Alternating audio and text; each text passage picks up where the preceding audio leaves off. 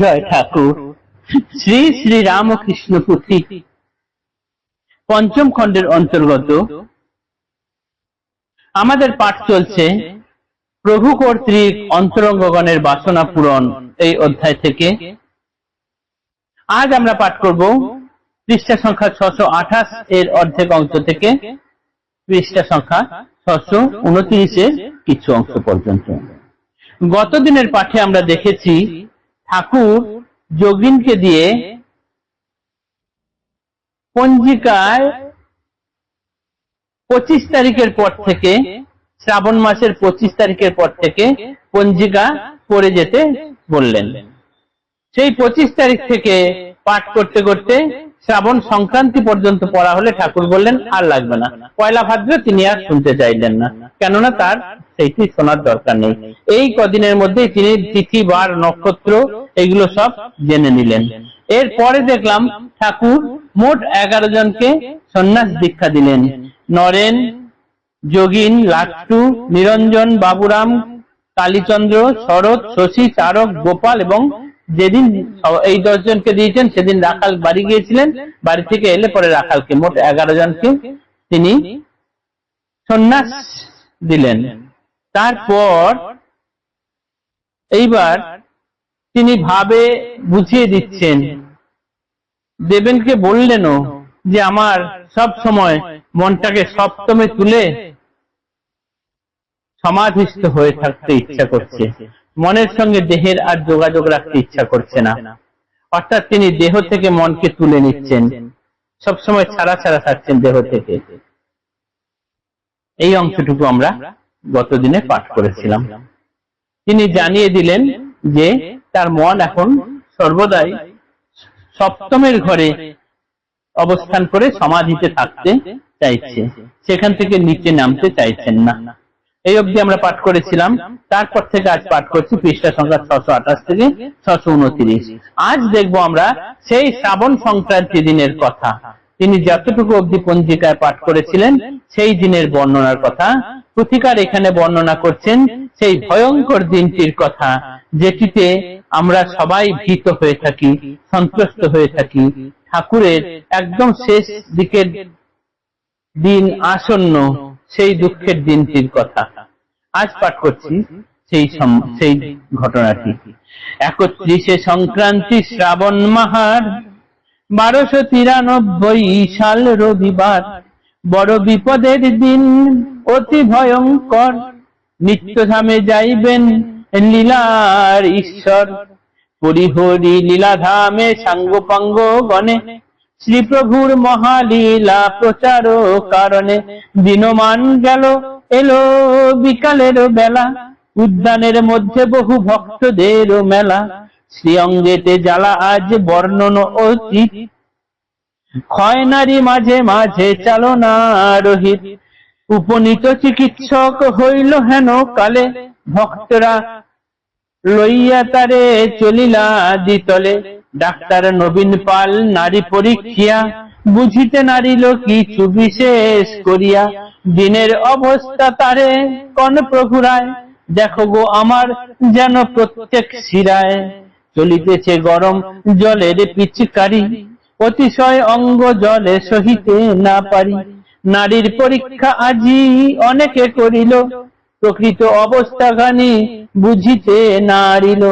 একাকী অতুল কৃষ্ণ ক্ষয় নারী কয়, এমতো অবস্থা পণ্যে পরাণ সংশয়। ভবনে গমন কালে কোন ভক্তগণে, সচকিত থাকিতে প্রভুর সন্নিধানে। সন্ধ্যার অল্প আগে প্রভু ভগবান, বোধ করিলেন বুকে হাঁপানির টান।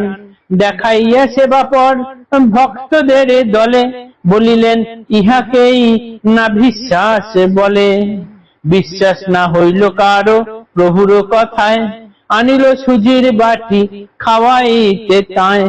নরেন্দ্রের আজ্ঞা মতো মুই আজি দিনে, রাত্রির মতন ছিনু সেবার কারণে। এমন সময় ডাক হইল আমায়, দেখিনু শয্যার পাশে বসিয়া শ্রীরায়। সুজি খাওয়াতে চেষ্টা ভক্তগণে করে, মুখ বেয়ে পরে ভুঁয়ে না যায় উদরে। অতি অল্প পরিমাণে গলাধকরণ, জঠরে যেমন ক্ষুধা রহিল তেমন, মুখ পাখালিয়া পুনঃ মুছায়ে বসনে, বিছানায় শুইয়া দিল সাবধানে, পদ প্রসারণে শক্তি নাহিক প্রভু, বালিশে মেলায় দিলা শ্রী শশী ঠাকুর।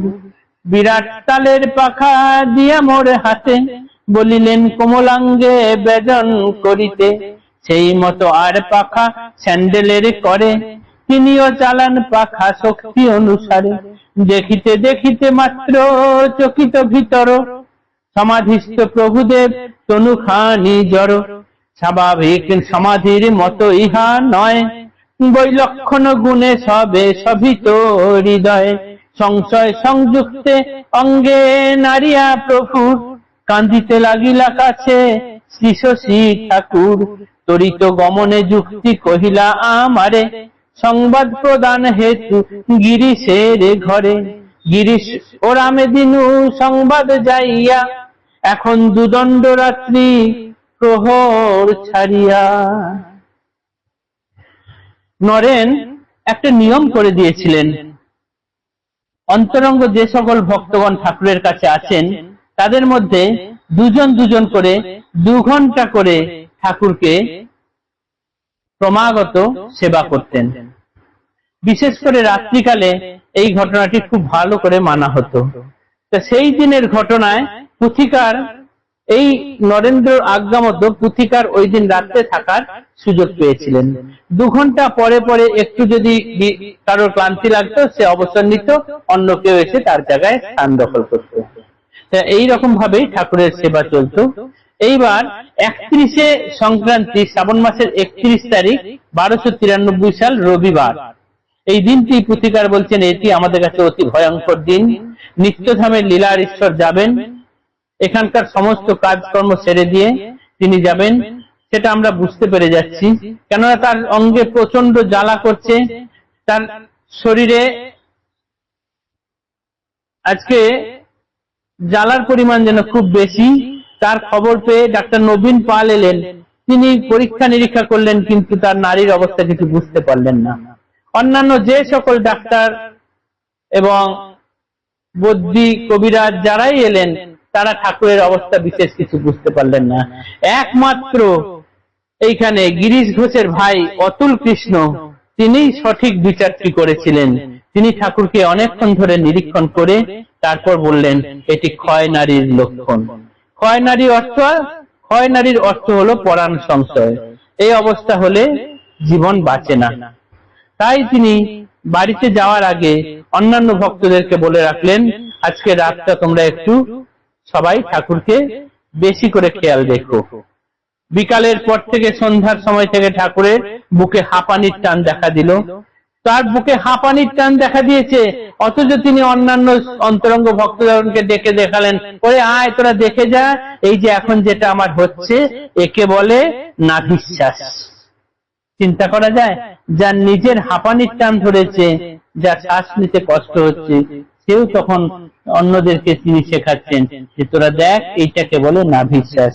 সবাই শুনলো বটে, কিন্তু মন দিয়ে তার কথা বিশ্বাস করলো না। আর তারপরেই পুথিকার বলছেন, নরেন্দ্রের আজ্ঞা মতো আজকে আমি ঠাকুরের কাছে রাত্রে থাকার সুযোগ পেয়েছি। বড় একটি পাখা নিয়ে তিনি হাওয়া করছেন, শশী হাওয়া করছেন, এই দুজনা মিলে ঠাকুরকে হাওয়া করছেন। ঠাকুরের কাছে নরেনের ডাকে ঠাকুরের কাছে গিয়ে যখন গেলেন, তখন দেখলেন ঠাকুর বিছানার পাশে বালিশে হেলান দিয়ে রয়েছেন, তাকে সুজি খাওয়ানোর ব্যবস্থা করা হচ্ছে। কিন্তু তার গলায় গেলার মতো এতটুকু ক্ষমতা নেই, তার ভেতরে সামান্যতম গেল, কিন্তু তার ক্ষুধা তেমন কিছুই মিটল না। যে পেটের ক্ষুধা, সেই পেটের ক্ষুধা রয়েই গেল।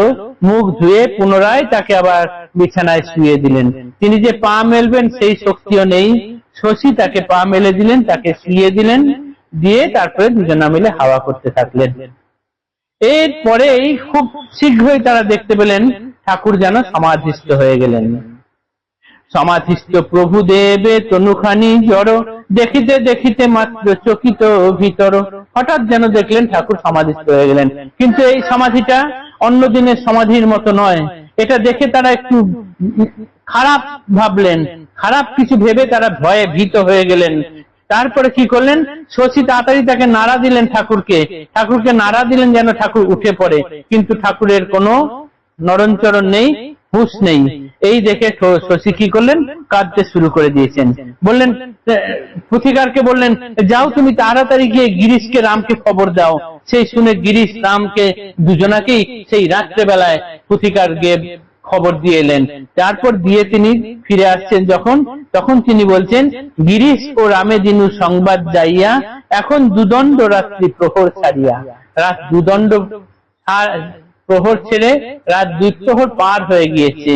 তা এই রাত্রে তিনি ওইখান থেকে ফিরে আসছেন, তখন তিনি এই কথা বলছেন। আজকের পাঠ, এই পুথিকার ফিরে আসছেন দুজনকে খবর দিয়ে ঠাকুরের কাছে। এই পর্যন্ত এই পাঠ শেষ রাখলাম। এর পরের অংশ আগামীকাল করব। আজ এই পর্যন্ত। ঠাকুর জয় ঠাকুর।